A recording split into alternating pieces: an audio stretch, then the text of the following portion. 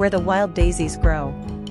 In a small countryside village nestled between rolling hills and endless fields of wild daisies, lived a quiet young woman named Alara. She was known not for her beauty, though she had plenty of it, but for the kindness that lit her eyes and the way she listened when others spoke. She lived a simple life, helping her father run the family bookshop that stood at the corner of the village square. Every morning, Alara would unlock the wooden door, dust the old shelves, and place a fresh bunch of daisies by the window. Books, she believed, had a heartbeat of their own, and with every page turned, they whispered forgotten dreams. One rainy afternoon in early spring, a stranger stepped into the bookshop. He was drenched, his dark hair clinging to his forehead, his coat dripping puddles on the wooden floor. He introduced himself as Adrian, an artist from the city, looking for inspiration, hoping the countryside would clear the fog in his mind. Alara offered him a cup of tea and a towel, and instead of finding inspiration, Adrian found conversation. He returned the next day, then the next, until it became a quiet habit between them. He would sit by the window sketching or reading, while Alara moved around him, pretending not to notice the way he sometimes watched her when she smiled. They began taking long walks through the meadows, where daisies grew like stars on the earth.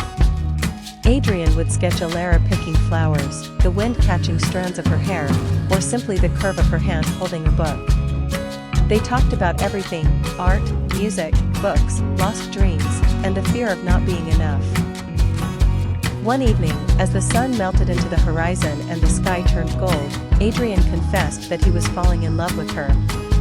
He said it not as a question, but as a truth, gentle, trembling, but certain. Alara looked at him, eyes wide with wonder, and whispered that she was falling too. That summer was a symphony of slow dances under starlight, kisses in the rain, and promises carved into the bark of an old oak tree. But as all seasons do, summer faded. Adrian received news that his artwork had been accepted for a gallery in Paris. It was his dream, his once-in-a-lifetime chance. He asked Alara to come with him. But Alara looked around at the bookshop, at her ailing father, and the village that had shaped her. With tears in her eyes, she said, "Some love stories don't need to be told in Paris. Some belong among the wild daisies." Adrian left the next morning, the sketch of her pressed carefully between the pages of his journal. Years passed. The village grew quieter, and so did Alara. She never forgot him, but she never waited either. She lived fully, laughed often, and still placed daisies by the window every morning. Then one spring morning, many springs later, a familiar figure walked through the door of the bookshop. He was older, his hair flecked with gray, but his eyes still held the same storm that once shook her world. He didn't speak.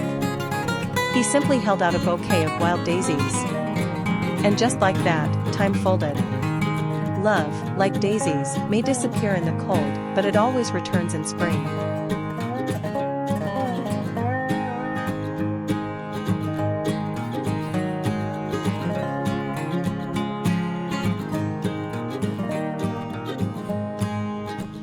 Beneath the starlit canopy. In the quiet countryside of northern England, there was a village so small it didn't even appear on most maps. Fields rolled like ocean waves and the wind sang through the tall trees. In that village lived Alara, a gentle soul with a quiet strength, who worked at the village's only library. She loved books more than most people loved air. Her days were filled with the scent of old pages and the sound of rain tapping on the windows. Every evening, she walked home along the river path, her satchel filled with borrowed stories. One rainy autumn day, the village gained a new resident, Adrian, a former photojournalist returning from years abroad. He came looking for peace, for silence after years of war zones and lost friends. Adrian first saw Alara in the library, crouched by a shelf in the history section, her hair like fallen leaves curled around her face. She was humming. He didn't know why it struck him. But it did, like the first note of a favorite song long forgotten. "Do you always hum to books?" he asked. Startled, she looked up. Then she smiled. "Only when they sing first." From that moment, something unspoken settled between them. Not a spark, something gentler. A flickering lantern in the dark. As the weeks passed, Adrian became a regular at the library. He brought Alara stories from his travels, photos of markets in Morocco, sunrises in Iceland, and dusty streets of Peru. In return, she introduced him to the fictional world she adored. Their conversations grew longer, laughter more frequent, silences more comfortable. One chilly December evening, they walked together beneath a starlit sky. Adrian pointed to the constellations, telling tales of ancient Greek heroes. Alara, arms tucked into her coat, listened with a soft smile. "Do you ever miss the world out there?" she asked quietly. "Sometimes," he said. "But lately, I've been wondering if I finally found where I belong." Her eyes met his, and for a moment, the world stilled. Winter melted into spring. The village bloomed, and so did they. Adrian invited Alara to his cottage often. It was filled with photographs, frozen fragments of a chaotic life. Alara brought him poetry and peace. She would sit by his window, reading aloud while he brewed tea, and he thought, this must be what home feels like. Yet, love, true love, is never without its tests. Adrian was offered a gallery show in London. A chance to restart his career. He hesitated. Alara saw it in his eyes. "You should go," she told him, her voice steady despite the ache. "You've given so much of yourself to others. This is something for you."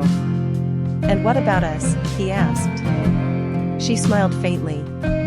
"If it's real, it'll wait. Or find its way back." He left in the spring. The nights grew quiet. She missed him every day but held no bitterness. In her heart, love was not possession, it was freedom. A year passed. Alara still walked by the river, still read in the library, but her thoughts often wandered to the man who once pointed at stars and made her laugh. One summer night, under the same starlit sky where they'd once walked, a familiar voice broke the silence. "You're still humming to books." She turned.